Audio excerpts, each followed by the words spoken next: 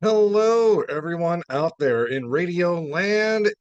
Y'all are listening to Media Cyphers only on 89.1 WIDR or online at widerfm.org. As always, the following thoughts, views, and opinions are not necessarily those of 89.1 WIDR or Western Michigan University, no matter how dope or insightful they may turn out to be. This is a weekly news program where we come on and tell y'all what is going on here in Kalamazoo, the state of Michigan, the so-called United States, and the rest of the world from a working class perspective. Well, it's a big day today. It's election day. It might generally a good idea to go out and vote.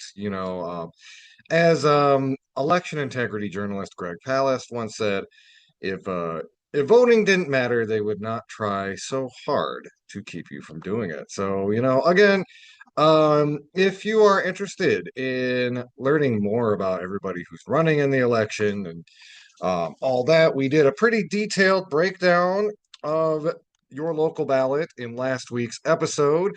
You can find that on our YouTube, our Facebook, and you can also find that at the Media Cyphers Kalamazoo podcast.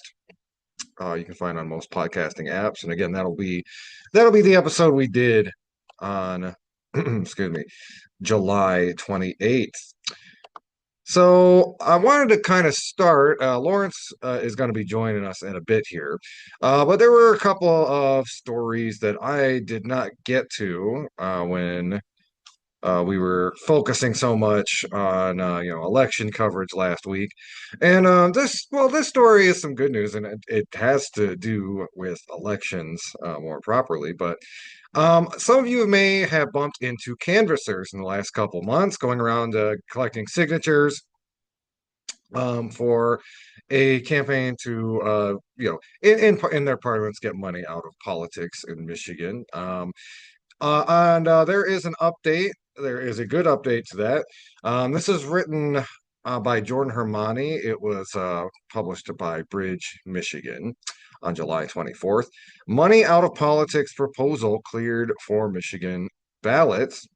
Voters will likely have the chance to decide this fall whether to ban political spending in state elections by Michigan's regulated utilities and large government contractors. In a 3-to-1 vote, the bipartisan Board of State Canvassers certified petition signatures filed by Michiganders for money out of politics. The legislature will now have 40 days to approve the group's measure or let the proposal go to the November general election ballot. The initiative seeks to curb spending by DTE Energy, Consumers Energy, and other corporations that have long donated to Michigan candidates from both major political parties. Backers say the change could reduce the influence of those businesses and encourage more legislators to fight electricity rate hikes. Critics contend it would silence the free speech of employees at such firms, or silence again these very wealthy corporations. Will someone please think of them? Um, anyway, uh, today is proof that a people powered movement can stand up to some of the most powerful special interests in Michigan, said Christy McGilvray, co chair of Michiganders for Money Out of Politics. The Board of State Canvassers must still approve a 100-word summary for the initiative before it appears on the November ballot, and an opposition group suggested Friday it may take legal action to try to block the proposal before it reaches voters, because of course they will. The 4-member canvassing board includes 2 Democrats and 2 Republicans who are tasked with approving the formatting of petitions. The panel does not weigh in on a petition's content. Canvassers, attorneys, and officials with the Michigan Bureau of Elections spent hours Friday going sheet by sheet through submitted petitions to assess the validity of voter signatures. Bureau staff had recommendation certification after reviewing a sample of the 561,282 signatures the group had submitted, but an opposition committee representing businesses that could be impacted by the proposal argued more should have been disqualified. Of course they did. um, and excuse me. uh, in the end, I'm going to skip down a little bit. In the end, canvassers appear to agree that 645 signatures in the 1,000 signature sample were valid, just nine more than the 636 threshold the state had recommended for approval. Citing that narrow margin, a spokesperson for the Protect Michigan Free Speech Opposition Committee, i.e., protect the speech of these poor wealthy corporations, suggests the group may take legal action to try to keep the measure off the ballot. So anyway, that was a little bit dry, but the long and the short of it is that it's basically kicked up the next step. This petition, this money out of politics petition, that would try to get some of the corporate money at least out of statewide races here in Michigan. Which would be a pretty good boon for our local democracy, but we will track this story as it evolves because, as I said, some of the wealthiest people in our state are opposed to this. So we'll have to see just kind of how it's all shakes out. Keep your dial locked. Y'all are listening to Media Cyphers only on 89.1 WIDR or online at widerfm.org. You can also find us online at Media Cyphers on Facebook, YouTube, and the Media Cyphers Kalamazoo podcast you can find on most podcasting apps. Keep your dial locked. This is Media Cyphers, your source for political revolution.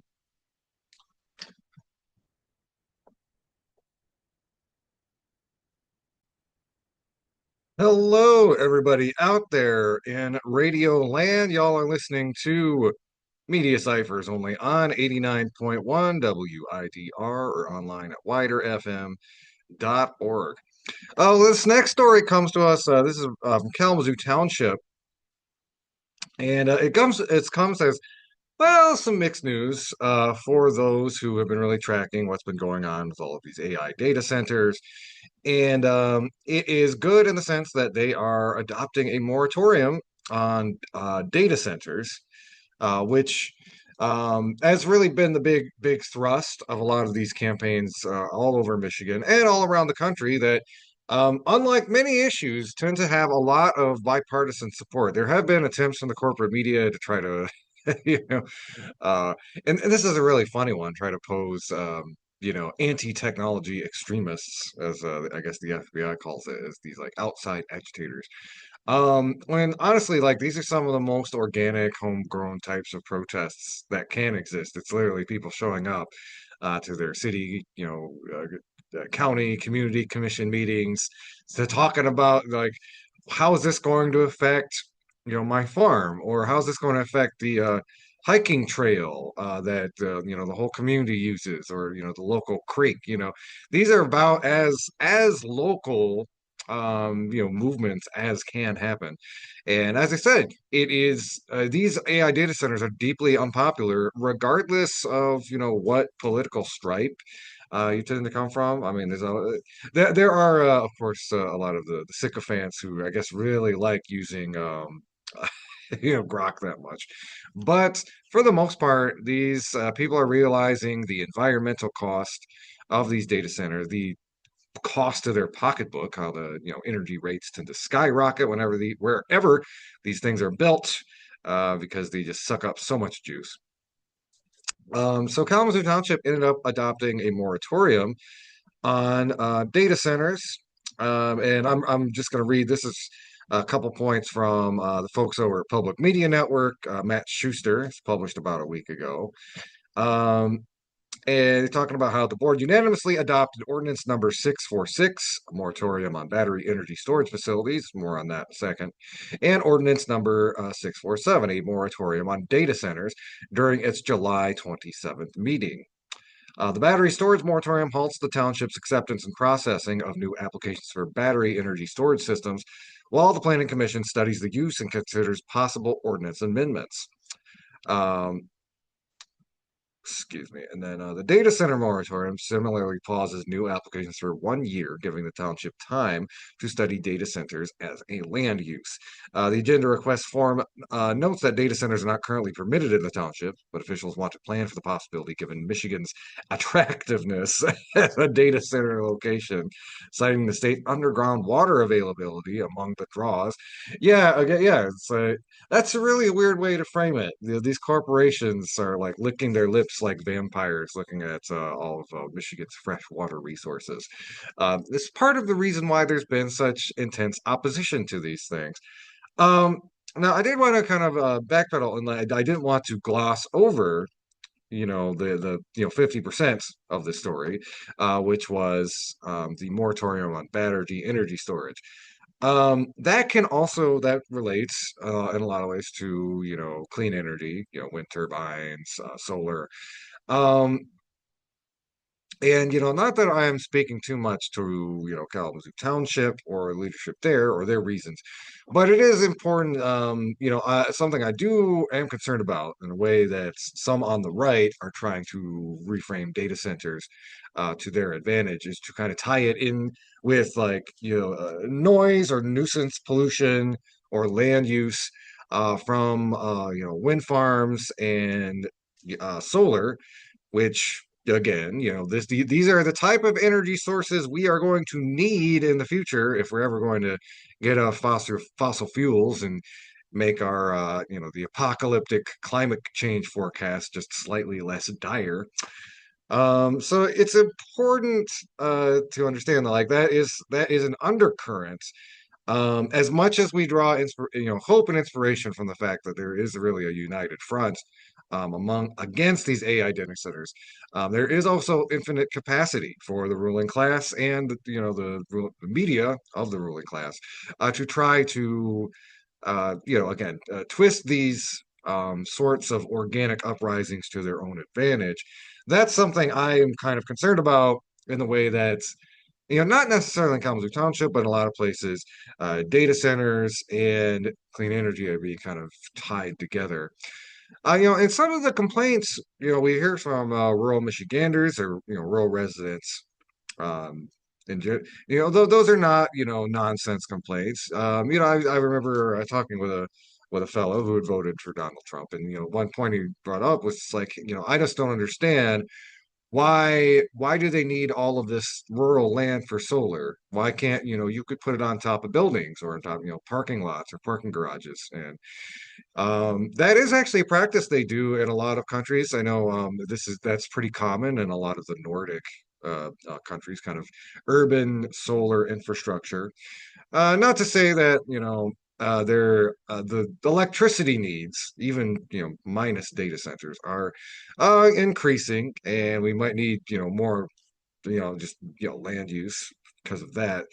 It is something that I think is worth addressing and worth thinking about, like the idea that we should maximize our urban spaces with solar, because often our urban areas are the places that draw the most power, and the more energy independent any community is, the better.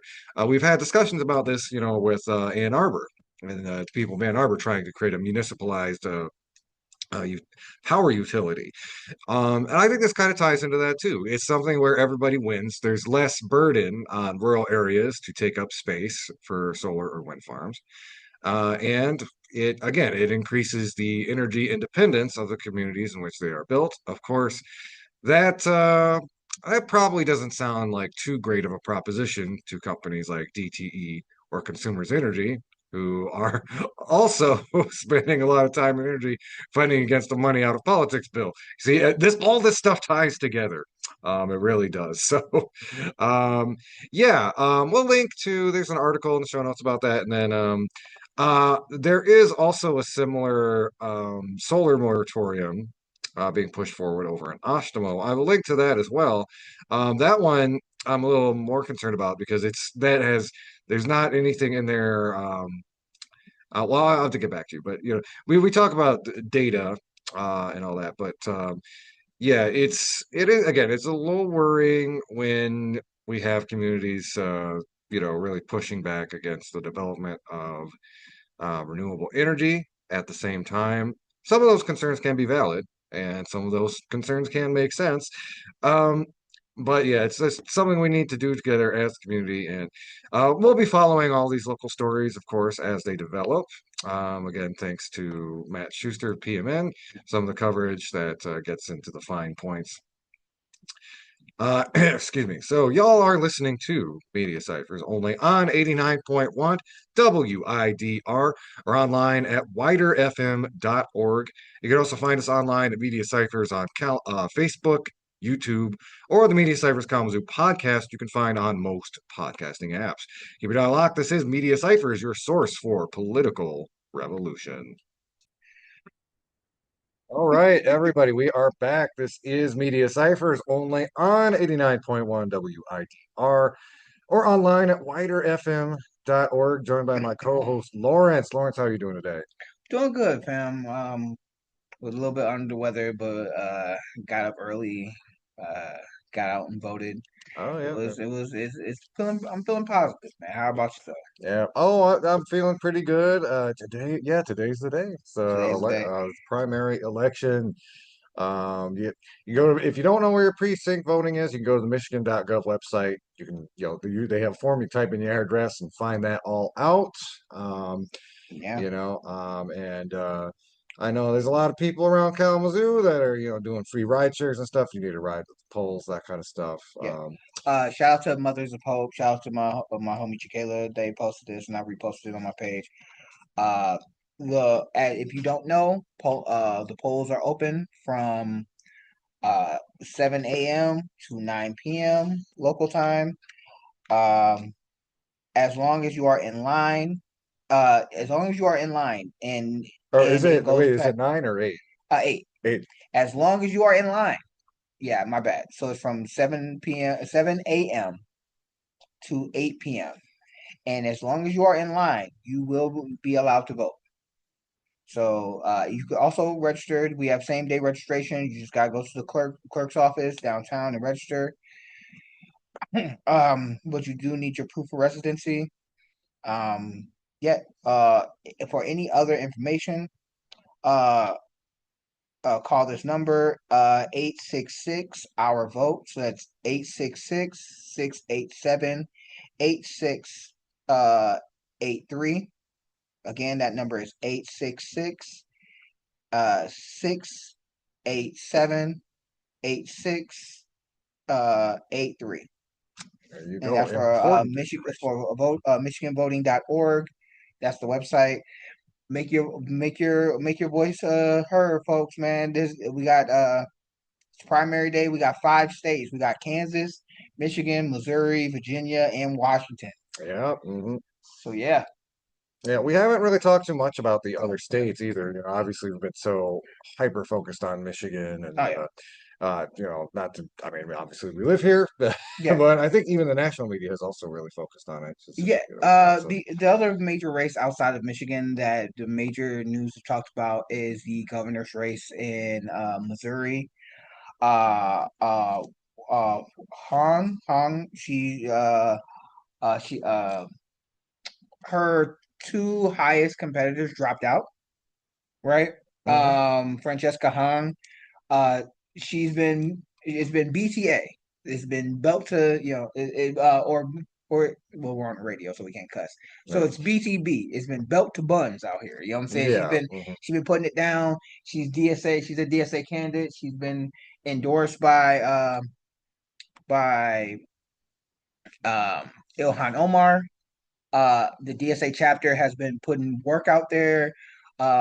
Notable other progressives like Hassan Piker has also been out there. So shout out to Hassan and getting his people to be out there.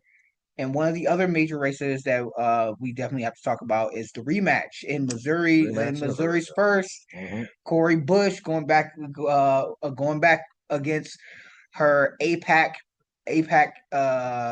backed and funded uh Wesley Bell and in a hot, very Yeah. contested I race. remember that was a pretty bad year for everybody on the progressive left. Yeah, It was like it was a red wedding against Apex, or yeah. it's like I think that was the same cycle. It was her, Jamal Bowman, Nina Turner. Nate Turner all got knocked out, but Yeah, with APAC money. yeah.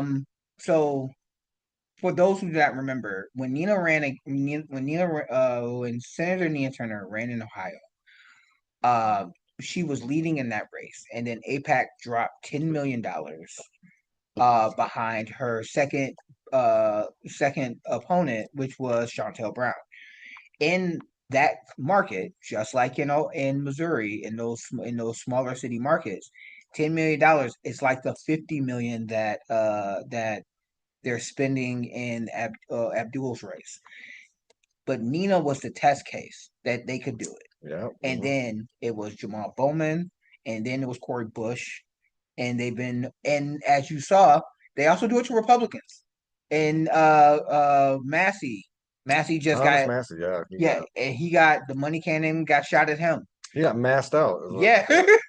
So Even and I know like we were talking about AI a little bit earlier, and again, we're probably going to see a lot of this in the general election, if Abdul pulls it off. But the use of AI in campaign ads, that was a yeah, really big one with Thomas Massey because apparently they pulled. No offense to our older listeners, I know y'all got a good head on your shoulders, but talk to your friends, let them know AI is not real.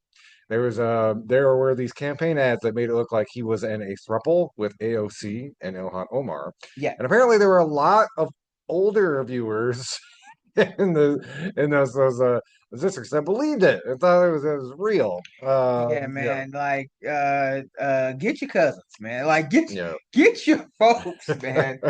But yeah, Oh, it's funny. They always told us, don't believe everything you see online. Then you get sense of like, look at this. oh no, yeah, it gets you. AOC is worshiping at Stalin's altar, Oh, dog. whatever. Oh, dog. Like, It's no, I have also fell victim to some AI slop before, so I yeah. get it. I get it. Yeah, and don't think you can't be tricked. Some Yeah. of it is really subtle. Naomi Klein, famous progressive journalist and author, actually just there was this quote that she made about ironically about AI, criticizing AI, and she came on Democracy Now, which and actually ran with that quote. Said Naomi Klein said that, and then Naomi Klein is like, actually, this is kind of creepy because I never said that. Somebody put me into an AI prompt and asked it to like spit out what kind of critique I would give out, and then it spread. It went viral, and yeah, it's like that. That's the weird. That is the weird through the looking glass moment we are in American politics now. Yeah, dog.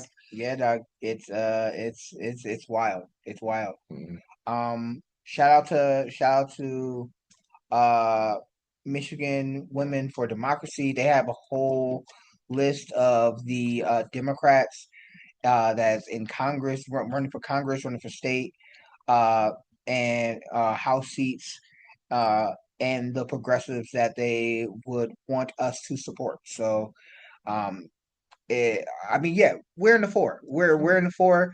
We got Harper second. You know what I'm saying? Like, Yeah. um, and I just want to say, just going into the booth today, filling out the rest of the ballot, you know, the child care, the extra bus line and things of that nature, those things are also on the ballot today. But that governor's race, Jesus. Yeah. Like Jesus, fam. What are we doing here? Yeah, Can it's somebody please? Hey, if y'all are out there, man, we can get one of the governors. If we can get in contact with with one of their campaigns, whoever wins, because Lord Jesus, they're gonna need help. And it looks like yeah. because it looks like, and I hate to say this, it looks like John James might win. John James looks like he's gonna beat Rick Perry, and Rick Perry is garbage. Oh John yeah. James is also My garbage. wife always says like he looks like like a villain, like a corporate villain from a '90s movie who wants to destroy the kids' rec center. Dog, he looks like he looks like Mr. Smithers' cousin, bro. Like he looks like he looks like he looks like he's like he comes to see he comes to see Mr. Smithers in Mr. Burns in The Simpsons, like every holiday, Yeah. like hey cousin, how are you ruining your side of the world today? Like, Uh, and then you got John James, and look, I John James. I'm trying to find something nice to say. Uh, He is a troglodyte. That is no, that's not nice. He is a Republican that lives up to every stereotype that white supremacists think a remarkable black man should be. Oh, that is a good way to put it. Yeah. And it is sickening because he can communicate better than Herschel Walker, and that's the best compliment I could give him. Like that, like Yeah. because when you look at his policies, I don't know if y'all saw the debate that they had, the Republican debate. Don't just that's the best way I can just say. Just go watch the highlights. It was dumpster juice, pure and utter dumpster juice, and they're all trying to play the role of the next Trump, the Trump incarnate. The hey, I'm a Republican, but and I can be just like Trump. And it's like, hey, I'm just like Trump, and I'm gonna run Michigan the same way he runs the country. And it's like, hey, I'm just like Trump, but I'm a black guy. So it was bad, man. It and the it One thing I noticed in one of his campaign ads came on. I think it was Worker, but he used footage. So do you remember this? Like a year and a half ago, this was really viral in right wing media. It was like this clip of an assault on a bus. There was like yeah a white woman and like a black yeah man. That became like national news on every like conservative outlet for weeks. yeah And the immigrant that attacked the white lady. I forgot her. yeah, I forgot the white lady's name.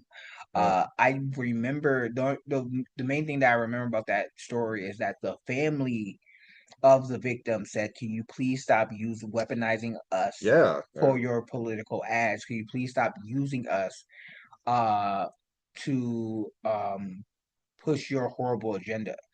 And no, they named the draconian bill that helped destroy rights for immigrants and after That's her. right. Yeah, I can't remember her name, but yeah, I saw that ad and I was like, they're gonna try to use that type of logic to all across the general. yeah. And if you're not, Well, I mean, there's that extra dimension of the John James too, where it's like this is like old school race baiting, dog whistle politics, but it's a black candidate who is doing it. So he's like creating a permission structure. yeah, It's like, hey, it's okay for you to see. It's like this. I'm a black person, so you can be,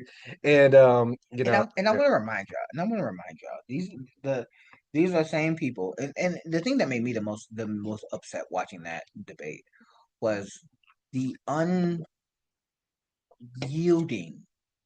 and joy they had when it came to talking about like how they're going to protect the police, how they're going to protect ICE, how mhm. ICE is doing, how the things about like uh just elevating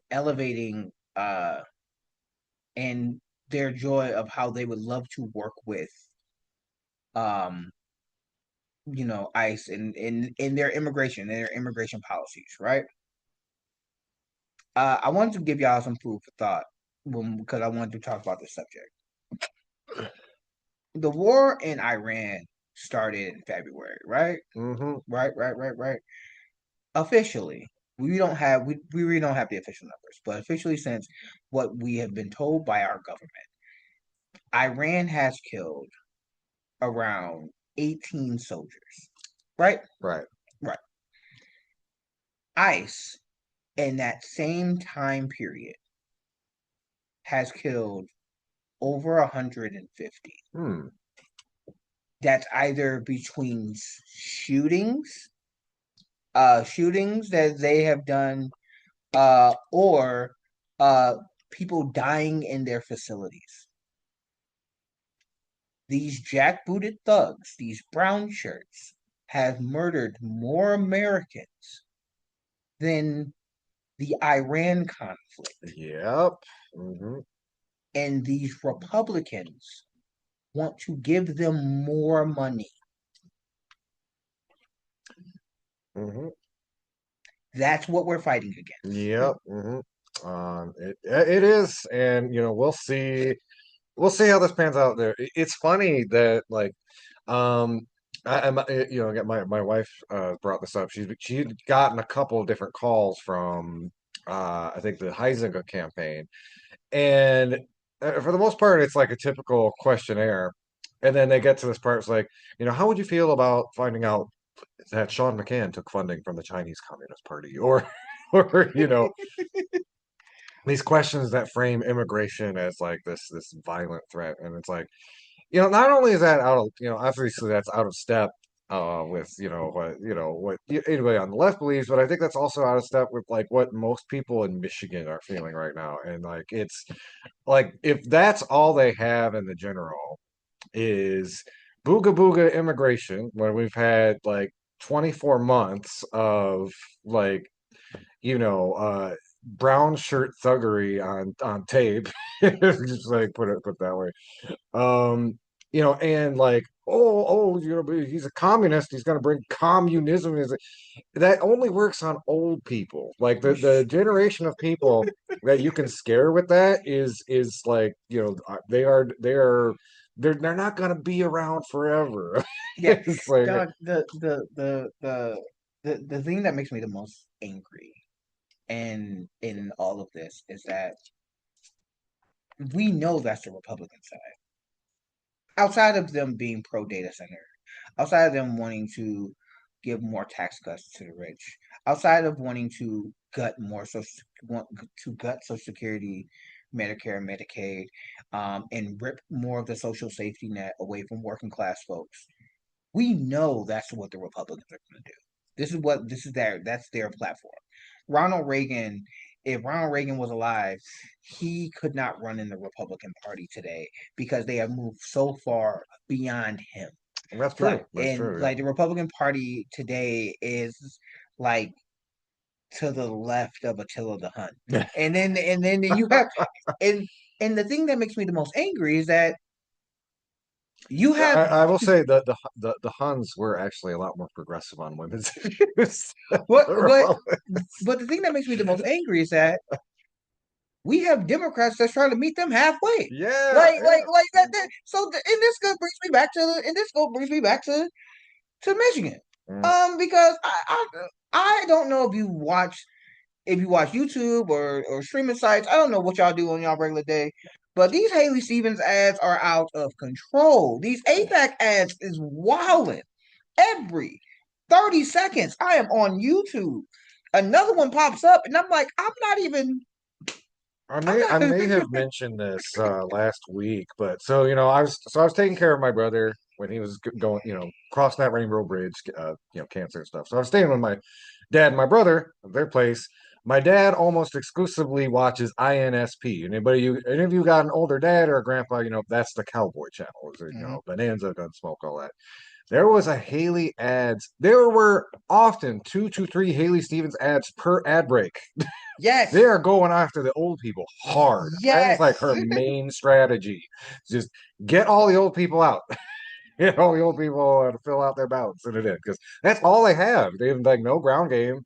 They have, yeah, like it is like send enough ads to old people yeah, that they will go out. because that's the Michigan way. You know what I'm Yeah, saying? Like, That's the Michigan way. So outside of that, nut that wildness, I do also have to say, um, I'm excited to see William Lawrence's race.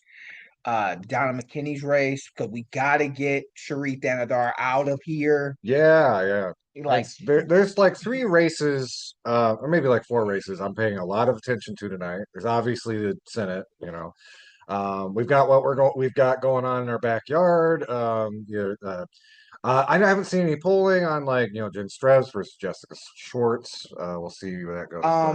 But um, statewide though, like McKinney and Thanadar is one that I'm paying a lot of attention to, as well as the mayor's race in Ann Arbor. We've got a DSA candidate trying to be mayor over in our yeah, sister city, the Wolverines. But yeah, I was getting back to what you're talking about, like the McKinney Thanadar race is really a really critical one because it's about what Thanadar got in there because largely because the other candidate, the viable candidate in the last cycle, dropped out, and he was the guy who was left. pretty much. And this is a Detroit district. It's one of the most like black districts in the country, and it's being run by a guy who's basically a carpetbagger. Yeah, Somebody that comes in and just out of the community, swoops in, and uses their money to get a position of political power.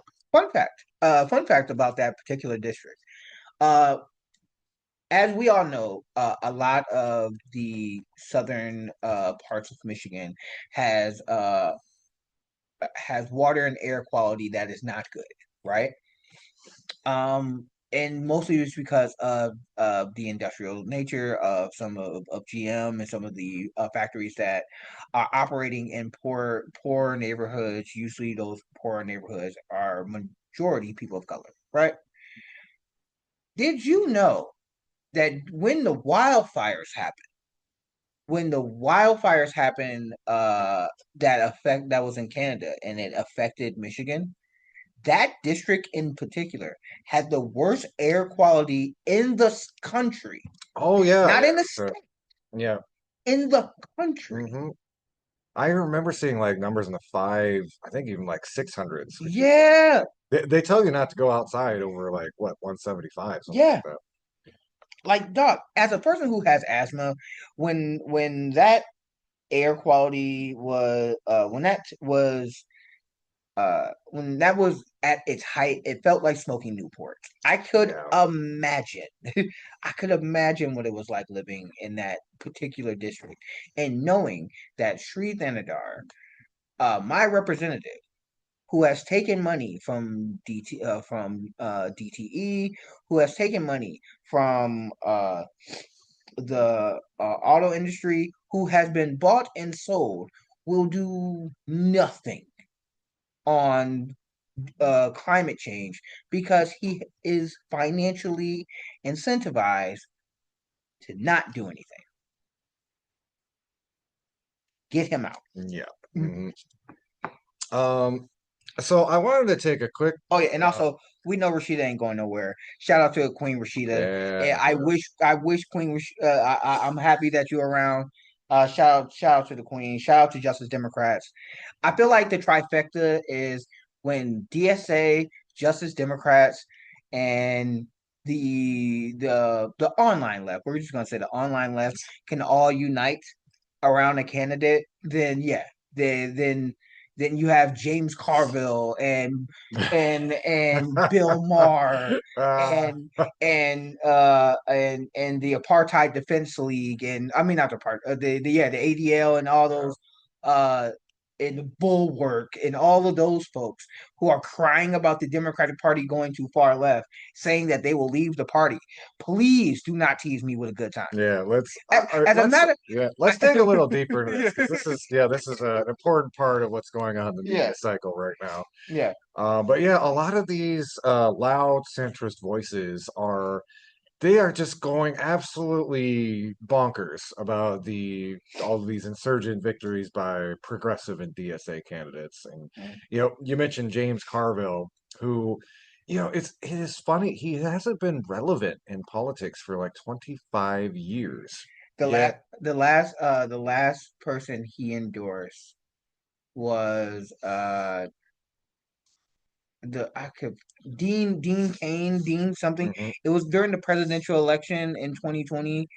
That's who he endorsed. It Yeah. was the most boring. It was the most white bread politician.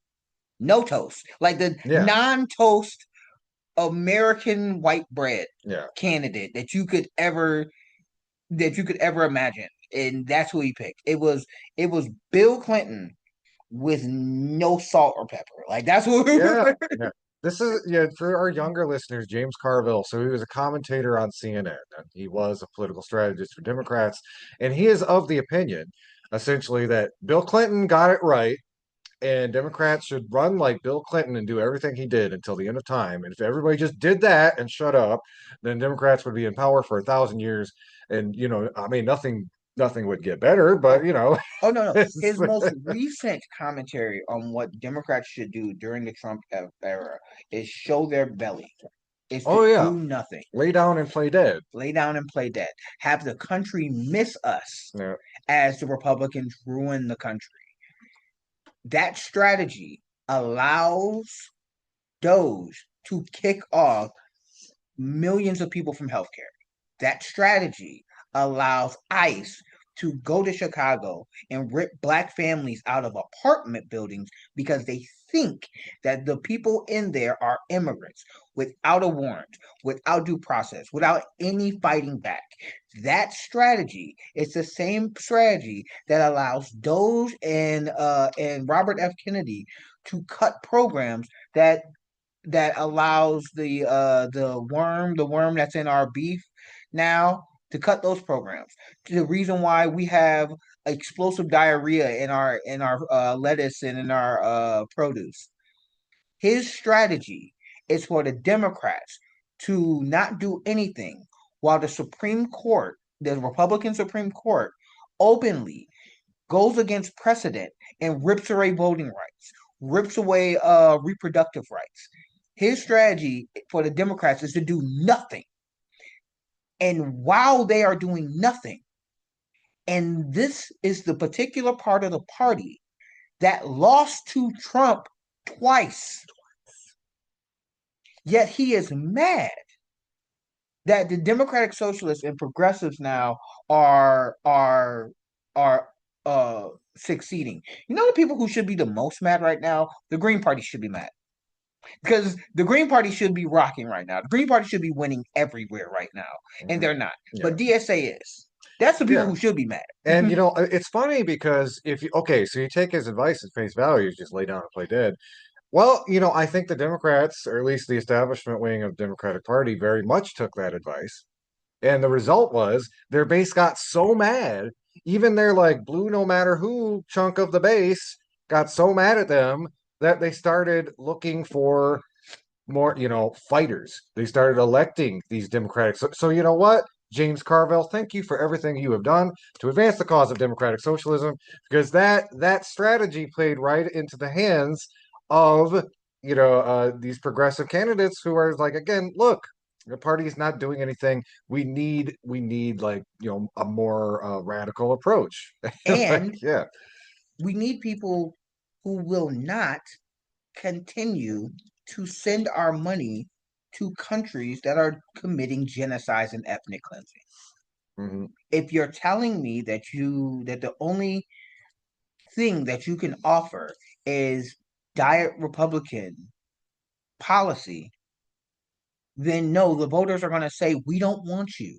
Again, people have to understand this is why the primaries are important. When you get to the general, it is right, left, or couch.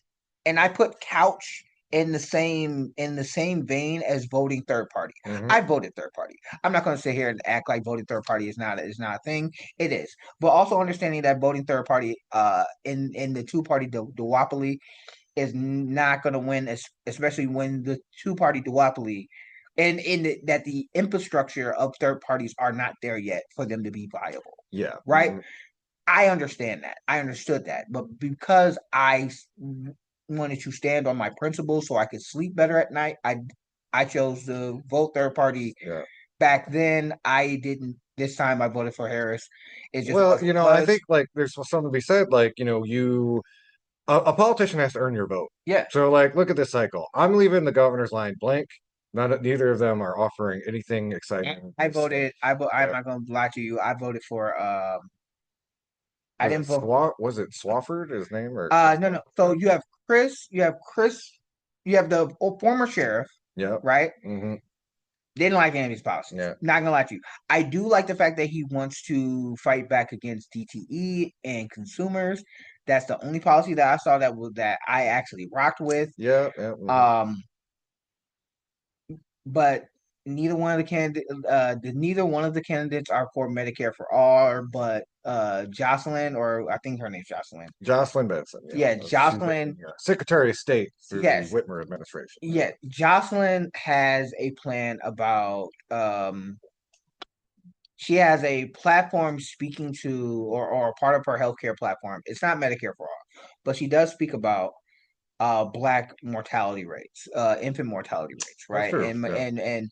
And as a man who has nieces and nephews, as a man who knows some of the struggles that my friends have had conceiving children, and my some of my family members as well, seeing something from a politician that speaks towards that, I'm like, all right, I know that this is a part of her agenda, and I can hold her accountable to it, right? Because Hmm. that personally affects me, right?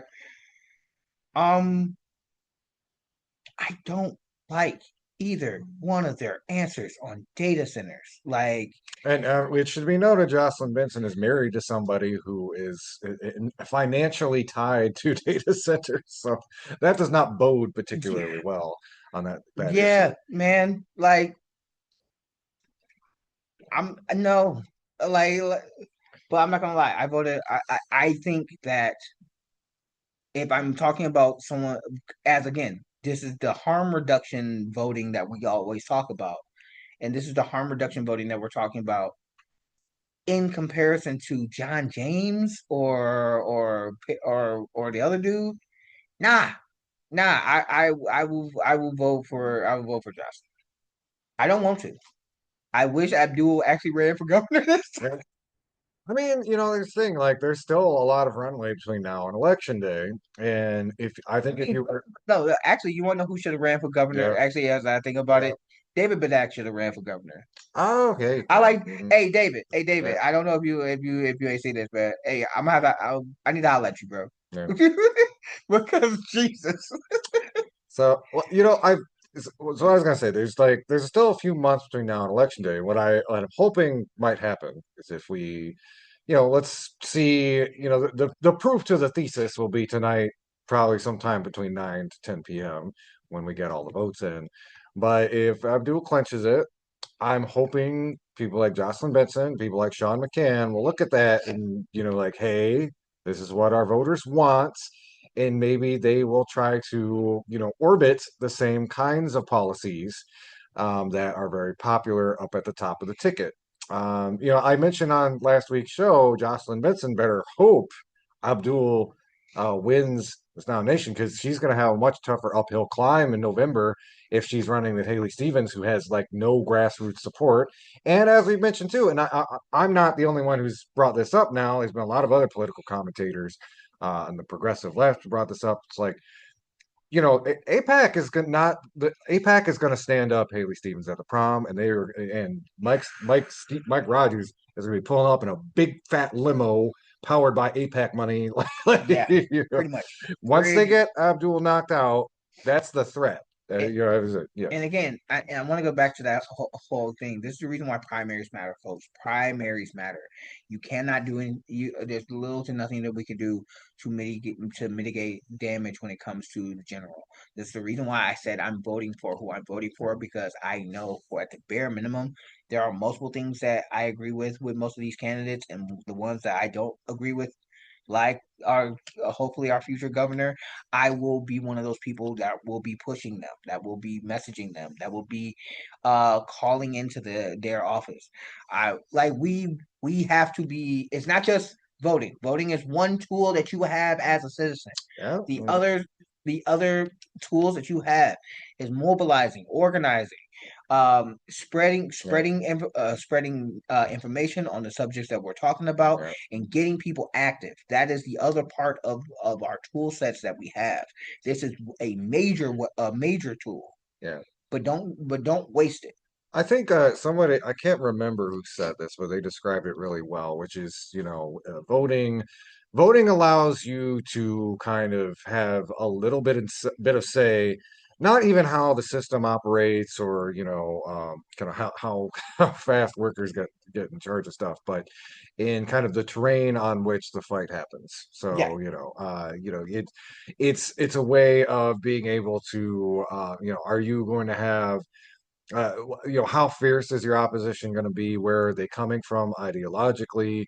That sort of thing. And you get to, to a certain extent, to the extent that there is some democracy here in the so-called United States, that is a thing that we can do. I think it is folly to look at any politician as like a the vanguard who's going to really get things in for workers. Like Zoran is a good example of somebody who's really like doing what they say. He's running things like a sewer socialist. That's a reference to like the famous socialist mayors of Milwaukee back in the 20th century. But even then, yeah, you know, um, you have to have really intense internal opposition to keep an eye on what they're doing, push them when they need to be pushed. And also just like, yeah, we were kind of talking about this last week, if there is something like a general strike or a huge like workers uprising, like, are they going to be more of an ally or are they going to be in the way? yeah. That's Here, it's, okay, here's all the oh yeah, yeah, yeah. here it is. So, yeah, there's a lot to read up, but like, so um, Lawrence just showed like the People's Coalition and their endorsements, and there's about like 22 names on here, Yeah, no, no, but no. But yeah, yeah, we named off yeah, pretty much all the ones. hmm I've named off all the ones I care about. But yeah, yes, I mean, all these are all the ones I care about that I have control over, yeah, yeah, yeah, or that I can bitch. But we have some other subjects that we have to hit on. Um, but I think we harped on this enough before we get to the next subject. Get out and vote. Get out and vote. Get out and vote. Tell your friends. Tell your neighbors. Tell yeah, your cousins. Tell your coworkers. yeah. Tell your Uber driver. Tell your DoorDasher. Tell the person that you see at the restaurant that you're going to. Tell everybody that you see in Aldi's and Myers. Tell everybody that you run into to go and vote. Yeah, absolutely, 1,000%. Yeah. Yeah. Oh, excuse me. I actually did. So I had a local story I wanted to talk about real quick. And kind of just reel it back to Kalamazoo. I have maybe a couple of local stories, but I did. This is something we brought up on the show before. Flock cameras, and they're starting to more and more people are starting to talk about this. This could be the next big like kind of AI data center style. I think is like even a lot of the more libertarian flavored Republicans are starting to notice the whole flock camera controversy. Uh, and what's controversial about it is, of course, because these cameras are everywhere and they are tracking everything that we do. And you know, it's been almost like a running I don't know if you want to say joke, but something I've said on the show a lot over the last 10 years we've been doing the show is, hey, we all know that we live in a surveillance state. This is not new news. The Edward Snowden revelations, almost like 15 years ago now. So yeah, the government tracks everything we do. But I think that kind of blasé response that I've had to it really underestimated how things always have the capacity to get even worse. Yeah, yeah. We are living in Minority Report, folks. Yeah, yeah, And that's not hyperbole. Shout out to John Oliver, from last week tonight, uh, because he's also out here doing the Lord's work. He talked about flock cameras and other um AI and pre-crime technology that multiple departments across our states across our not just our state but our country is using, and the people who have come up with those algorithms, if I remember correctly, it was in California, um, actively has actively now said that they regret doing so and they have walked back the use of it because they are saying that they are not trying to program the algorithms to be biased or racist, um but they actively are, that they actively uh follow and track and give cause when there isn't any. And some of the stories that John Oliver covered in his piece last Sunday, uh, especially about flock cameras and some of the new technology that police officers are using, is terrifying. Yeah, Absolutely yeah. terrifying. We've heard reports around the country, and we'll link to some of these in the show notes of like Yeah. individual officers using this technology to track their ex-wives or ex-girlfriends. Or Um, spy on people at pools and in gyms. yes, that one. It was at a youth center too. So like, there's a Yeah. whole like Epstein layer to Yeah, this stuff. yeah. It is bad, bro. Yeah. Like some of the stuff, some of the if I remember the stats correctly, some of the flock cameras were tracking were tracking people and gave was tracking a vehicle that they thought was a stolen vehicle because it had similar license plates numbers. The vehicle that was stolen was a motorcycle.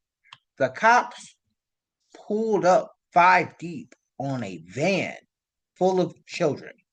Yeah. And Is it? Yeah. it it was very bad. hmm And this is the other thing about this technology is that a lot of this technology gives misinformation. Will give Just yeah. misinformation. A lot of the critiques we've had about AI apply just as much to these flock systems, you know. Yeah, they will give misinformation, and that misinformation will then be used for justification for harassment.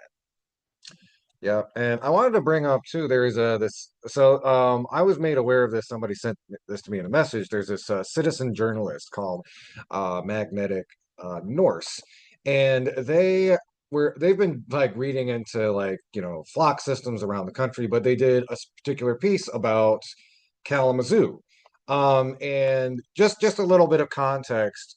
In Kalamazoo, Kalamazoo Department of Public Safety has been like we use this internally. We use this the right way. We're using this to track crimes, etc.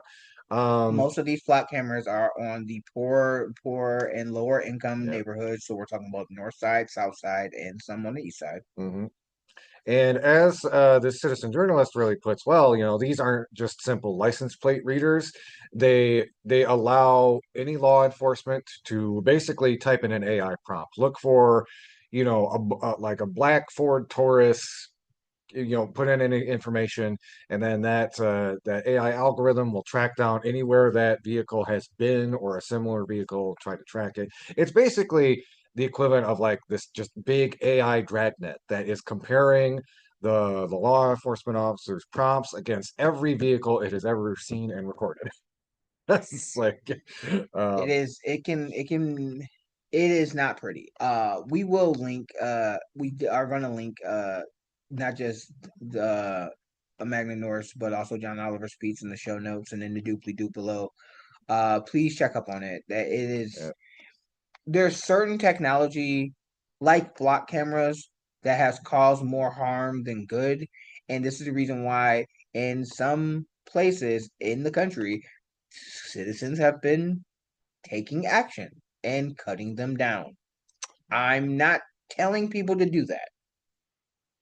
But I'm also saying there's there needs to be more transparency and there needs to be more oversight on things like this. If they're not just going to be following us with these flock cameras, but also some of the technology is that some of these cameras can or some of the uh data gathering software that they're using can also be used on your Ring camera or be attached to Yeah. your or could be attached to your cellular Mhm. device without you knowing. Yeah, it's I mean we've often said on the show like, the government basically has if you have a smartphone, the government has the capacity to track you. This turns the entire like our entire community into like one big surveillance panopticon. And one It, thing that was really interesting in this citizen journalist report is he talked about how Kalamazoo often talks about like it all stays in house. You just and you need warrants to search for all the stuff. There were 54 queries put into the system by the Michigan State Police, which is not based in Kalamazoo. Again, these cameras were paid by the city, city tax money, and uh, they were shared without warrants. And again, it was just them having these general queries, not with any license plate numbers, but just like, hey, algorithm, find me any vehicle that looked like this. And again, it's breaking the social contract that even like ostensibly Kalamazoo Department of Public Safety was putting as like, hey, we're keeping it as private as possible and we're just using it for public safety. And you'll see a lot of articles I've been seeing a lot of things in like the Gazette and Live about how flock cameras are helping to stop crimes, etc. And I mean it's a long running dialogue of like security versus privacy that probably it goes back to before this country was a country. Um, but it's also, something that comes to mind too is understanding, this is part of a broader narrative about policing and security that we hear all the time. Um, and it's important to understand that, nine times out of 10, like, the public safety utility of these cameras is overstated in order to justify the, again, the panopticonic possibilities of these technologies and how they can and will be abused. It is to keep again, it is what police were designed to do from the start, which is keep the working class in line yeah, and say, we got our eye on you. yeah, it is. It is in many ways the thing that I'm afraid. This is my speculation.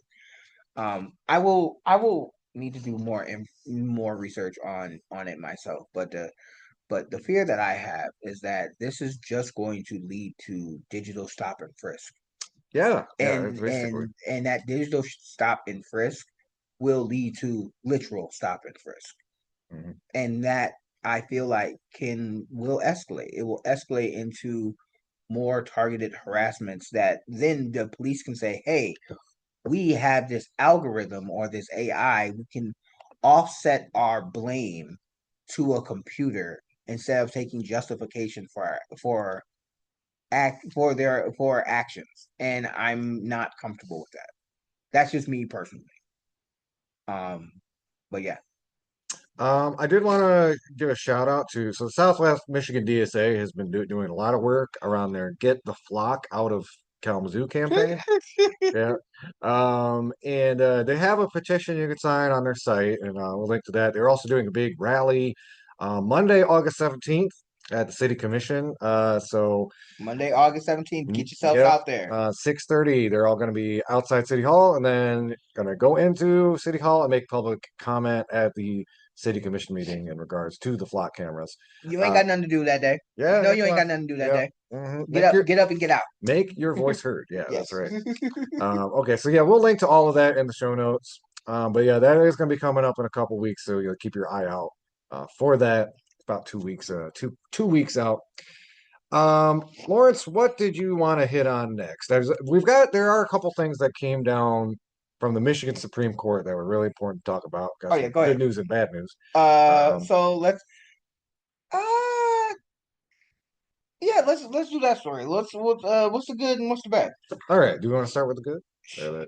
Okay, so we reported on this last week. We didn't really go too much of a deep dive, but we did mention that Governor Whitmer basically put their approval on line five, which is to say, this Governor Whitmer ran on keeping Line 5 out of the Straits of Mackinac. And that was basically her just waving the white flag on her way out. It's like, no, we're Yeah. good. We're Yeah. gonna do. So look, I like I I have grown to I have grown I have appreciated Governor Whitmer's time in office to the best of my ability. That's a good way to put it. She wasn't my preferred candidate. I'm gonna keep it real. Not because it's not because she's a woman. I don't want people to be Yeah. like I don't want people to smear us the same way that they've been trying to smear Abdul, Because talking about her being sexist. Abdul criticized a candidate he ran Yeah, against a few years ago, which is very sexist because of him. of her ties to big pharma and other things. Yeah. But Blue Cross again, Blue Shield. That was a bunch of but again, you're not beating the accusations.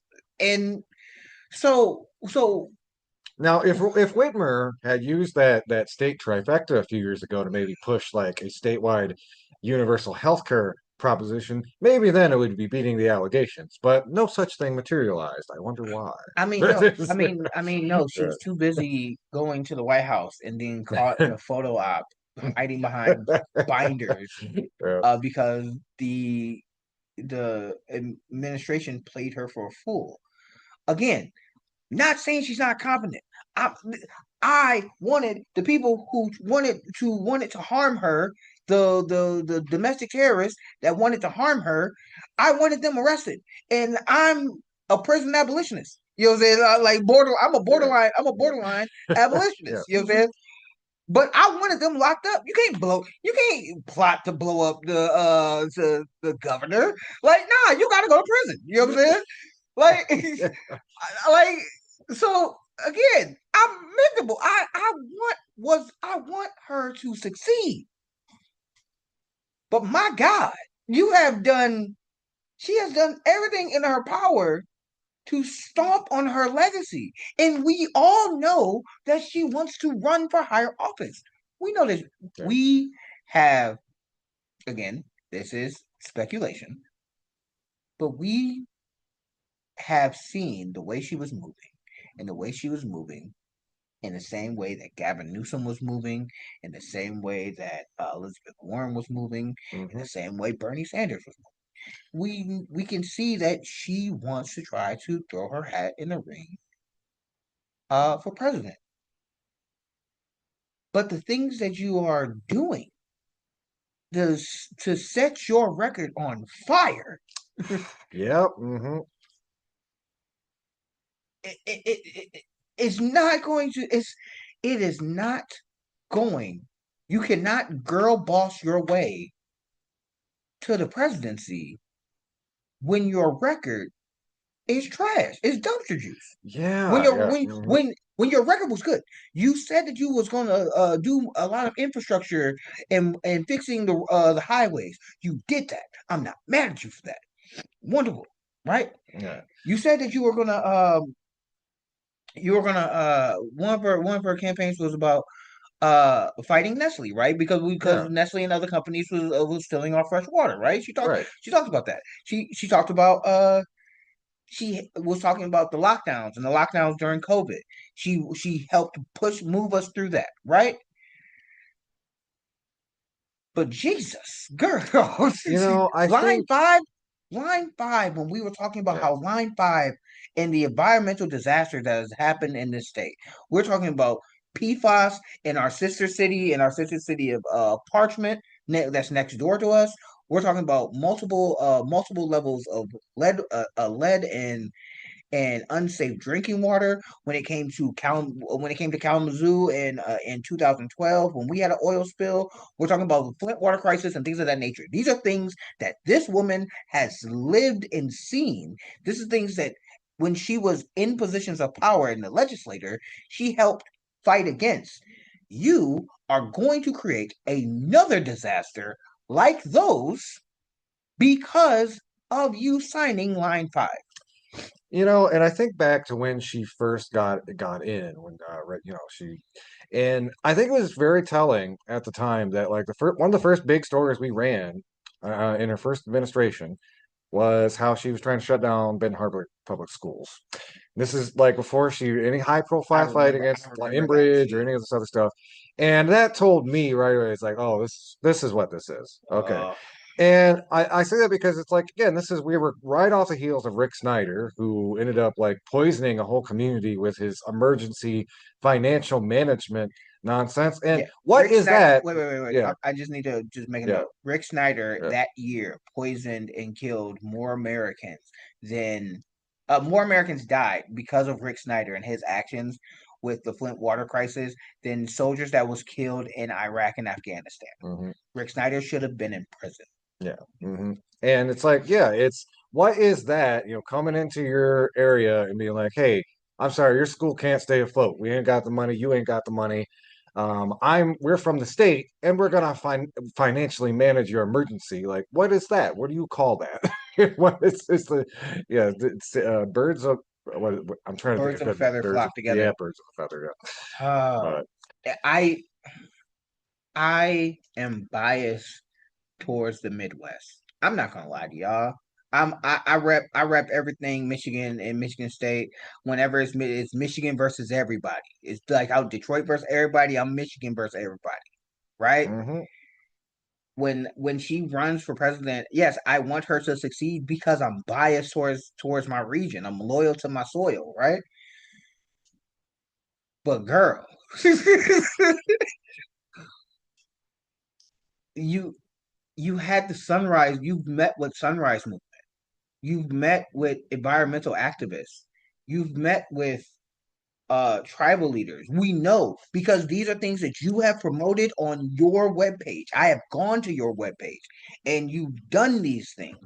These are all organizations and multiple others that was against Line 5. You just spit in their face. You just spit in their face. And every other progressive that's in this state that did not want this, those progressives and those liberals who voted for you, who did not want this, you just turned, not only did you just spit in their face, you did that on your way out the door. Yep. And again, if this is somebody who has higher I mean, maybe she's doing the Obama path where she's just going to go out and be on a sailboat for the rest of her life. But yeah, no, You you can't even say that yeah, because on Obama's way out, he pardoned Chelsea Manning. that's On true. Obama's Yeah, way out, yeah, Obama actually did some pretty decent stuff on his way out. way out, he was the what was it, a year or 2 years beforehand, Hmm. he was normalizing relationships Yeah, with Cuba. yeah. There was multiple green flag green flags that President Obama was doing on his way out. He Hmm. was normalizing the idea of us he was normalizing and saying to the states we should ease off on cannabis. There are a number of things that he did that that I'm that again, and we've been critical. We've been honest and Oh yeah, objective. We've yeah, been honest and objective. yeah, There was a number of things that he did on his way out that was good. This policy, in comparison, yeah. this policy's bad. It's actually that's a really good point because you could say Whitmer and Obama are kind of in the same similar same Same circle. same circle, same ideologies, kind of neoliberal wing of the Democratic Party. But yeah, going off on very different notes on their way out. Because as you mentioned, Obama trying to do, especially in the realm of geopolitics, trying to like get some more progressive things done. Whereas, Even Joe yeah, Brandon yeah, said that we should normalize relationships with Cuba on his way out. yeah, yeah. And then Gretchen Whitmer, who's basically done the opposite. Like one of the most famous things she said in her last 6 months is like, "Oh, the voters don't like these data centers, but we're just going to build them anyway." There was also an F bomb in there, but I couldn't Yeah, really I put it on there. after and again, we've talked on this program about how data centers are poisoning neighborhoods. We have talked on this program about how they raise utility rates. They need fresh water to operate. But that means that's fresh water that is not going to communities that need it. We have talked about how data centers are are only used for speculation and AI, and AI, uh, in that same AI is being used by Palantir and Flock and Yeah, others to surveil us. We have talked about these things, and you, as a governor, who I know we know this, and we're political junkies. We only do this as a hobby. But if we know this, I know she knows this. yeah. There Mhm. is no shot that she does not know this. And if you're telling me that she does not know this, but she's going to choose to do it anyway, not a good look, fam. Yeah, and it's like, I mentioned the whole thing with I was kind of made a crack about like going to be on a sailboat with Obama, but like I said, she actually has more of a political incentive to do progressive things on her way out than Obama did because I'm like he was president for 8 years. Like he can he did the thing, Yeah, it's like Gretchen Whitmer wants to like do anything else with her political career. It would kind of be incumbent on her to have a have a nice last year rather than yeah. just burn the whole building down on the Doc, way out. the best that she could ask for is a cabinet position, or at most to be vice president.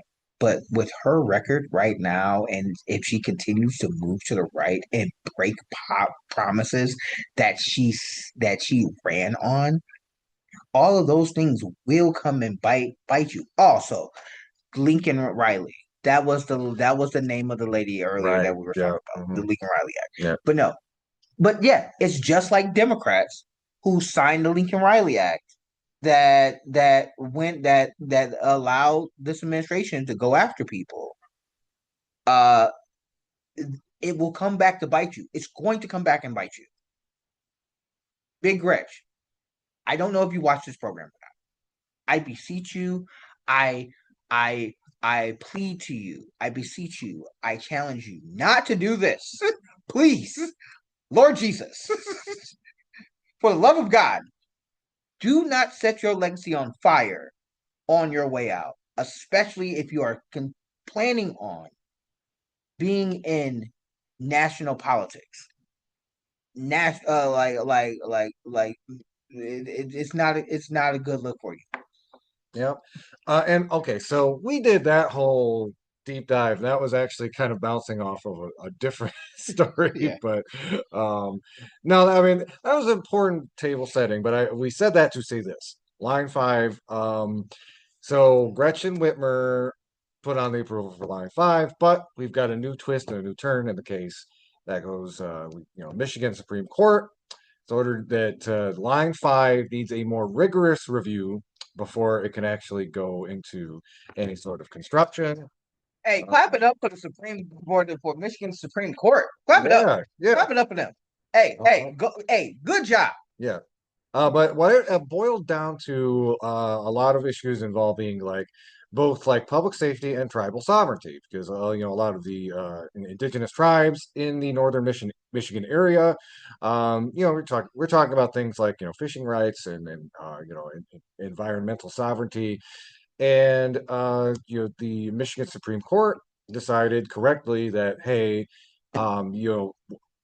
we like there needs to be more time and testing and consideration and all of that before any sort of permit or approval is put through. Now, unfortunately, that means this saga is not over. This has been my God. This has been like So the longest. Yeah, what it is they're kicking yeah, it down. They're kicking the can down the road, yeah, and I don't know.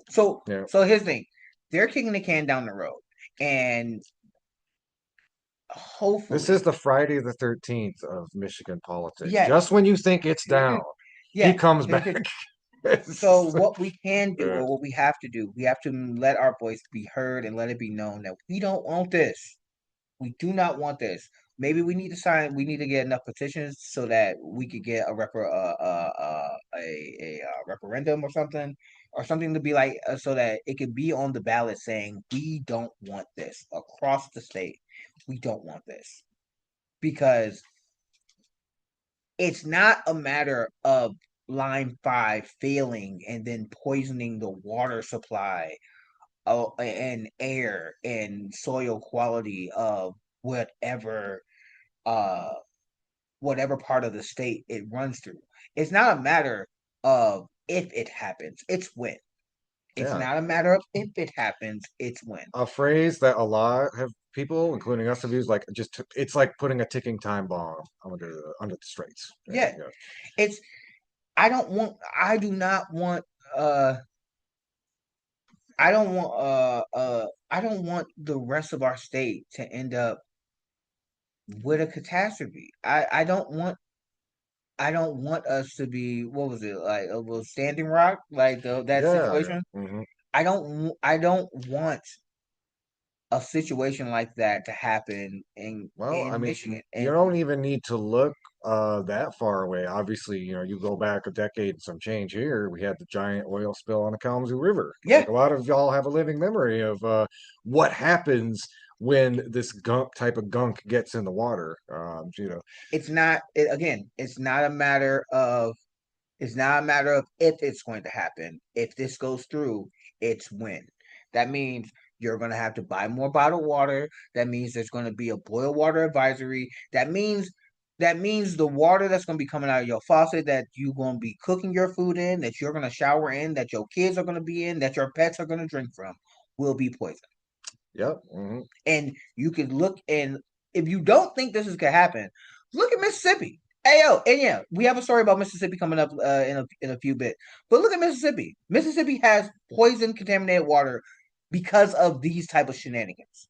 Yep, yep. I wanted to pivot to again So that was the bad that news. no, well, that was the good news. Oh Jesus. No, yeah, no, that was the good news. The bad news, that very same Michigan Supreme Court. So you may remember last year reported a positive story that Michigan has banned conversion therapy. Unfortunately, there is now a court order saying that is a violation of the First Amendment. So yeah, oh Lord. Um, so basically, what happened on July 30th, there was a U.S. District Court judge that decided that the Michigan law banning mental health professionals from engaging in talk therapy violates the constitutional right to free speech. That followed a March ruling from the U.S. Supreme Court on a similar law in Colorado, which meant that Michigan law uh, ended up violating a decision from the U.S. Supreme Court, which is again very conservative, very culturally conservative, etc. Now, interestingly enough, the plaintiffs in this case here in Michigan are from some of our rogues gallery. We had a Lansing-based Catholic counselor named Emily Jones, and Catholic Charities of Jackson and Lenawee and Hillsdale counties. Hillsdale. Hillsdale, yeah. Or that's Michigan's own little Mordor. Uh, Man, that is a perfect analogy. Jesus. yeah. Um, Hillsdale is bossing say, dog. yeah, yeah, man. Like, Oh, yeah. there's oh my god. Oh, man. There is no violent, there's no war in bossing say. Yeah. So Yeah. I wanted to unpack this. One, um, God, this is just a really terrible step backward for the LGBTQ community here in Michigan. Um, and your heart goes out to everybody who, has memories of going to these kinds of like conversion therapy camps or counseling. And the, you know, the thing is, um, the reason that this a stop was put to conversion therapy is like expert after expert after expert has said, like, this is basically tantamount to child abuse. What this is going, what this really constitutes when you are trying to force someone out of their, sexual orientation or gender identity, through again the means of the sort of like religious counseling or again, the stuff that goes on in a lot of these conversion therapy camps are not too many degrees outside of what we constitute like torture. um correct me if I'm wrong, but under Geneva Convention rules and under international law, conversion therapy is torture. Yeah, that's true. Especially in a lot of other, not in this country, but yeah, in a lot of other countries that it's considered that. And what we have here is this interesting. Again, it is citing the First Amendment rights of these counselors rather than, the right of children to be free from abuse. That's essentially what it is, and it's a very very spurious grounds for a First Amendment claim to me because like nobody's stopping any of these counselors from like. Hey, you can go outside the studio right now and preach to anybody who walks by. Hey, you shouldn't. Hey, kids, don't be gay blah blah whatever it is you guys do. I don't know. It's like you can do that do it anytime you want. You go you exercise that First Amendment right. What that what that law was protecting was children who have no say in the matter, who are still have developing minds, to protect them from a practice that again, expert after expert after expert says is like very unhealthy, is tantamount to torture for children. Not that a federal government that's doing what it is doing about Epstein doesn't seem to me like they care too much about torturing kids anyway. But So, so sorry to interrupt, but yeah. you hear from these type of people on that these type of right wingers. That the counselors, right? You hear from a lot of these right wingers about indoctrination. They're Oh, all the indoctrinating. time. They're Yeah. indoctrinating our These kids. drag queens are indoctrinating our kids. Oh, These cartoons, man. These yeah. cartoons. Uh, and Steven Universe is from the devil himself. right. And these are coming Yeah, I'm glad you said that yeah. because these are also coming from folks who grew up in the 80s and their favorite cartoon was He-Man, a teenager who grabbed a sword and then Yeah. transformed into a man with fur panties. That So I was mean, like, that sword was that was some gender affirming care. what? Yes, like it was just him. It was also Thundercats as well. Yeah. We're talking about people who at the same time that they are trying to convert these kids, like these are the same people that Lindsey Graham, uh, rest in wherever you are made of. Yeah. These are the type of people. These are the type of people who, yes, will preach to kids that they should not be this way, and then break grinder when they get a chance to. These are the type of people that when it's their time to be buried, they're gonna be buried on their stomach. Okay, Yeah. so I imagine Lindsey. Just a quick aside. So Lindsey Graham arrives, and it's like it's Dick Cheney and John McCain in the room with him, and they're like, "Hey, we heard you finally did it. You guys invaded Iran. Iran, how's it going?" And it's just Lindsey Graham, just oh no, well, Lindsey Graham is gonna be no Lindsey Graham's gonna be like, well, it went it's going. it's going. No, but no, man, like here's the thing. We can have discussions about when's a good time to talk about sex, sexual identity, gender, and all that wonderful stuff. When is it appropriate? When should we be talking about uh reproductive education and things of that nature? When was it appropriate? Like for me, I was in elementary, it was fourth grade when we started talking about all that stuff, right? Um, because we know also, saying kids are gonna, if they are not learning it in school and understanding what it is, they're gonna learn it from somewhere, and we don't want them to learn it from the internet. Yeah. So, but saying that it violates your First Amendment right is wild.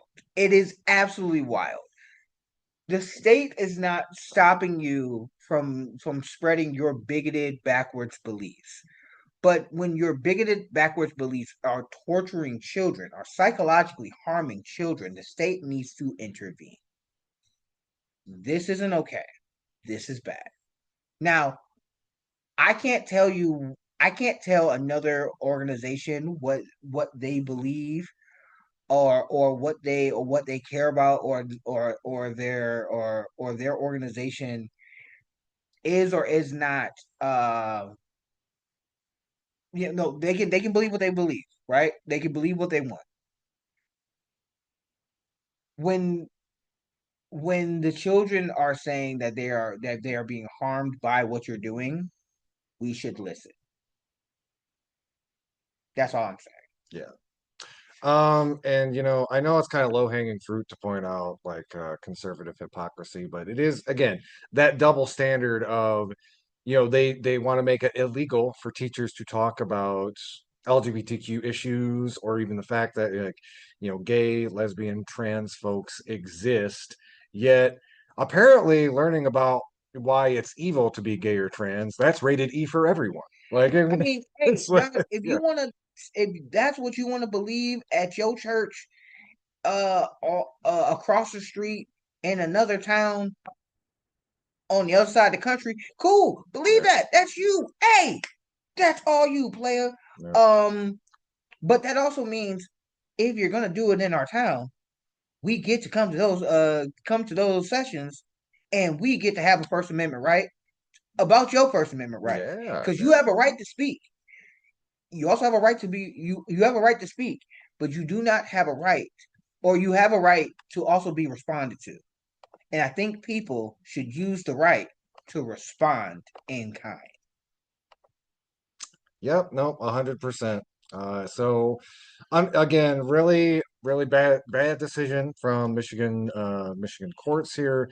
Hopefully, we maybe see like some of this being reversed sometime in the future along those like, child, um, again, along I think you could make a compelling argument that again, this type of therapy has been classified as child abuse, and again, I don't see how is someone's First Amendment right being violated in the context of again a child who, again in the eyes of the legal system, maybe it does not have the ability to give fully informed consent. Yeah, it's Yeah, it's some bad news. We will continue to track these issues as they evolve, and hopefully see a challenge to this ruling. yeah. So we've got about 15 minutes left, Lawrence. There were there other quick hits you wanted to kind of talk about? Well, I still got some time. I mean, yeah, I have a few stories. I have a few stories to hit on. Um, I know that we talked about Nolan Wells. I think we talked about Nolan Wells a little while ago, right? And looking at that story, I realized there's been multiple stories of black kids going out with their white friends and then not making it back home, and then somehow magically their white friends had their phone, plotted to do this, and the police officers are choosing not to investigate, or they were forced to because the community was on their necks, just like this story. um I don't know everything that's happened in that story. I can tell, and there's been multiple people who've spoken about it. DL Hughley talked about it and things of that nature. The only reason why I'm bringing it up, and I'm bringing it up again, because outside of the second autopsy has come out, that's been inconclusive. The first autopsy has finally been finished, but it's going to be going to the grand jury, and they're gonna be making some determinations and things of that nature. The reason why I'm bringing it up, because we do media analysis, and we talk about how the news coverage talked about this story, and we saw a pattern, right? And this is Mississippi that we're talking about. This is the same Mississippi that for years was hiding bodies behind a prison and did not inform the loved ones that the person that they were taking care of passed away until black residents made an uproar about it, right? Hmm. This is the same state where they let Brett Favre and the I remember that. governor steal money from the poor so that they could build a better volleyball facility for Brett Favre's daughter, because she was going to the college.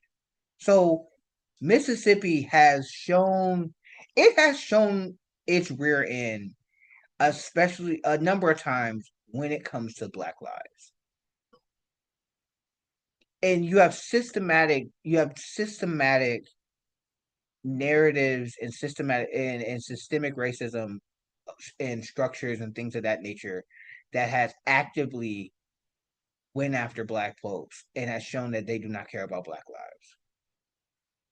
And then there's Brandon Tatum. And this is the only time I will ever be saying this man's name on our program, because he, just like Candace Owens, just like Sheriff Clark, just like Diamond and Silk, just like so many others, this is a right wing propagandist, and he is a Black man that is a white supremacist and using his platform to basically be the the attorney for the Friends. So what we know. So these are the things that we know. Nolan Wells went out with so-called friends, and we will get back to that in a minute. Out on a boat ride with them during the holiday weekend. His friends made it back home. He did not. His body showed up 2 days later. His mom had to Nolan's mom had to use the phone finder to find his cell phone, which one of his friends had. We will also come back to that. On his cell phone, there were a number of messages that were deleted. Well, so very suspicious. Everyone is the friends. These white friends were saying that they did not feel safe going to the funeral. Your friend died, and you're not comfortable going to your friend's funeral. Okay. Um, but instead of going to the police and telling their truth on everything that's going on, instead of talking to the police, they went to Brandon Tatum, this right wing malignant tumor on the anal cavity of these internet streets. Okay, he is a former football player turned police officer. This is why his moniker is Officer Tatum. He was a police officer for 6 years, and then he became uh great value Charlie Kirk, because he was working Yeah. at TPUSA. Hmm. So much so that this man has gone on multiple shows and has debased himself for white supremacists and right wingers, being the Black voice to say all the racist things that white people want to say about Black people. Hmm. He invites Nolan's friends, quote unquote, on his show and basically runs interference for them, while to basically say that they did nothing wrong, they were innocent. Nolan was drinking. Nolan was on drugs. They did everything in their power to say that they were friends of Nolan, but Nolan also caused his own disappearance and death. Hmm. I am only bringing this up because of the fact that this man also has now been on Jubilee. He went on Jubilee, did a surrounded. He's been on multiple shows, basically taking up every chance that he has gotten. He has taken the Republican side of every issue when it comes to the death of Black folks. It is always the victim's fault. When the black lady that was when the black lady Sandra Massey, I think that's her name, she was boiling hot water because she was trying to make noodles. She had a Yeah. welfare Hmm. call, and the police showed up at her apartment. He blamed her for for her boiling water, and he said that her actions caused her death. Yeah. I remember this story. Yeah. This is the type of person that we're dealing with. That woman who was boiling water to either make tea or make food or whatever, she was suspicious enough to cause her own death. But these kids who left their friend on an island, they're not suspicious enough to be held for questioning. And then this right wing propagandist went on Nancy, what was it, Nancy Grace, the lawyer lady, the lady with the Yeah, news yeah. lady. Hmm. She cooked him. She cooked him for 30 minutes. Like, it's a fantastic watch if you want to watch it. Multiple people talked about it. I am only bringing this up because we already have Fox News. We already have News Nation. We already have the Daily Wire. We have PragerU and Turning Point USA and all these things. These uh right wing programs, networks, media networks and things of that nature.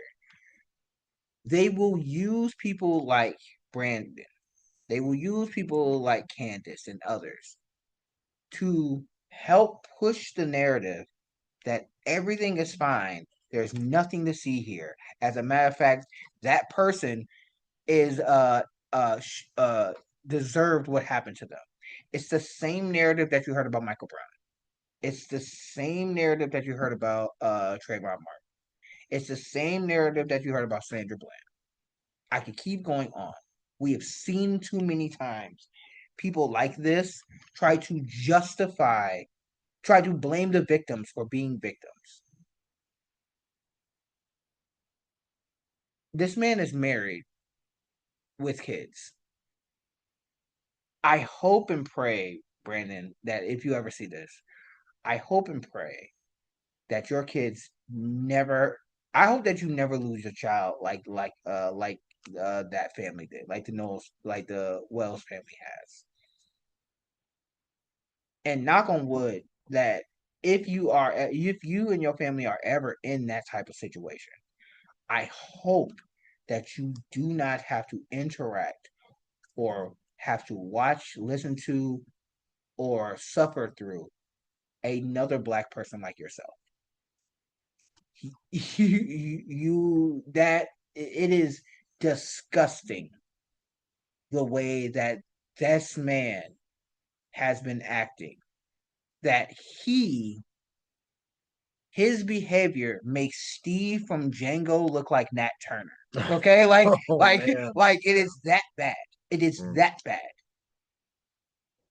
Like it is. He is. He people like him are going to end up like Herman Cain. Remember Herman Cain? Yeah, yeah. Well, yeah. For those who not remember, Herman Cain was he ran as he was a Republican congressperson. He was a person that was in the Trump administration. He didn't believe in wearing masks. He didn't believe in COVID. He was out there pushing the agenda of MAGA and everything. And when COVID hit, Herman caught COVID and passed away. Yeah, it's a classic like win or play stupid games, win stupid prizes scenario. But And this is my point. When have you heard any Republican bring up the the wise and intelligence in quotes of Herman Cain? When have you heard anybody bring up anything that man did that was positive for the Republican Party? That's the same thing that's going to happen with you, Brandon. And yeah, I'm sad to see that happen to you. yep. A lot of these voices on the right are disposable, and I always a good example. Rush Limbaugh was like the king of right wing talk radio for decades. And like, how often do you hear them talk about him? He was like he left. Well, somebody was like his career was basically the legacy of a wet fart, Yeah, and it's like it stinks for a bit, but after that it wears off, and yeah, and nobody it really fades makes to it. oblivion. This is Yeah, I I want I want my time on this world to I try my best and I'm trying and I'm not perfect at it. I try to do everything I can to educate folks and to be a part of movements that betters the lives of the people around me. My not just my social circle, but the circles around me, right? I think that's the nature of the left and people who are on the left and progressives. We try to help people who are not in our circle, right? We try to help those who are in our circle, and then that will expand to everyone else, right? I cannot imagine being people like Brandon, like Mr. Tate. I mean, I can't imagine being people like them, where these are the people that would have sold us into slavery. When you meet a black person like that, that would have been very comfortable selling you into slavery, and I'm just like, nah, I can't do it. Um, in his surrounded video, he got cooked. I'm not telling you to go watch it. Don't torture yourself. Um, his the Nancy Grace video, the debate that he had where he tried to run interference for Nancy Grace is funny. You can watch that. Um, and DL Hughley did a complete takedown of him on his show, Uncertain, and we'll put that in the doobly doo below if you want to laugh. But yeah, I just wanted to get that off my chest because I'm like that. This family just wants transparency and wants to know what happened to their son, and they don't need media figures trying to run cover when we don't have all the information. That is pretty gross. Yeah. So shout out to Miss Rachel. Miss Rachel, hey, Oh yeah. I truly it was you were already based for what you said about Palestinian children, but the fact that you went and sat down and supports the Nolan Wells family and what you said about black kids, I can tell you you already pissed off right wingers, but you are always you have we don't do invitations to the cookout anymore, but we will get you a plate. We will get you a plate. You deserve one. You deserve a to go plate. I Mhm. got you. All right. Well, it's about 2 o'clock, folks. I think we're going to have to wrap things up there. But again, I want to remind everybody it's election day. Get out Election day. there. Go out and vote. If you don't know your polling place, you go to Michigan.gov website. It'll let you know where it's at. And if you want more information about what's on the ballot, last week we did an episode. We did a thorough rundown of everything that is going to be on there. You can find that on our YouTube, our Facebook, the Media Cyphers Kalamazoo podcast. Before we Yeah. go, do we have any predictions on how today's going to go? Do I have any predictions? Something good might happen. Well, you know what's always the joke we tell on election night? With 0% of precincts reporting in, we can predict capitalism is going to win this election. But I think in this particular cycle, it could be some people who are at least a little bit more critical of that Oh capitalism. yeah, So yeah, yeah. I'm not gonna I'm gonna tell you I'm hoping that Cory Bush wins Wesley Bell's trash. I'm hoping all the DSA candidates sweep. Um I'm hoping Abdul I feel like Abdul's gonna sweep. And yeah, knock on everything. And baby girl in Wisconsin, the governor's race. I feel like she's also going to Yeah. be putting belt to buns out here. I So you know, yeah, I think for by the way, I forgot that the Wisconsin one was today too. yeah, but Doc, it's Kansas, Yeah. Oh, Virginia. Kansas. It's no, Yeah. it's 5 states. Five It's states. Kansas, Virginia, Wisconsin, Michigan, and South Carolina. I think it's South Carolina. Hold on, hold on. Cause I know we're running out of time. Hold on, wait. It is hold on, wait. I just had it. Oh, here it is. Yeah. It's Okay. It's Kansas, Michigan, Missouri, Virginia, and Washington. All right. So And yeah, correct me, somebody, I'm sure somebody might correct me. I think you got till 8 o'clock. You some of got, the wider folks are going to be doing election coverage tonight, I think. yeah. And I might be stopping by to just say a few things. We'll see. I gotta get back in touch with all the wider crew folks about that. But Hey, yeah, if they're doing some coverage, yeah. I'm gonna try to slide through. All right, all right. But yeah, get out and vote. You got until 8 o'clock. You got 8 o'clock Eastern Standard Time. Uh, if you are in Michigan, you got until 8 o'clock. You have no excuse. And if you are in line and it's past 8 o'clock, do not leave. You can still vote. That's true. If Yeah. you need to sign up, we have same day registration here in Michigan. Go sign up. Do your due diligence and get out there and vote. hmm All right. With that said, everybody listen on the radio. Stay tuned. Electropop therapy is next. Until next time, everybody, keep on fighting for that revolution solution.